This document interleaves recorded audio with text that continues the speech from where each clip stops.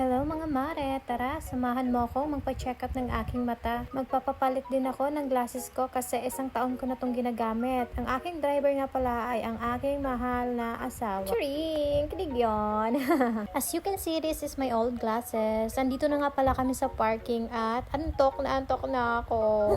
Sa Juan Linaw ako nagpa-check up, nakita ko lang siya sa Facebook. Ang babait ng mga staff. At 30 minutes, makukuha mo na yung glasses mo. Habang naghihintay, nag-snack muna kami at dito nga pala ako bumili sa Zago. First time ko makatikim nitong bago nilang caramel. Ito naman ang trip ng aking asawa, Pautsin. Masarap kasi yung juice nila dyan. Since hindi namin kasama yung anak ko, pakiramdam ko nagdi-date na kami.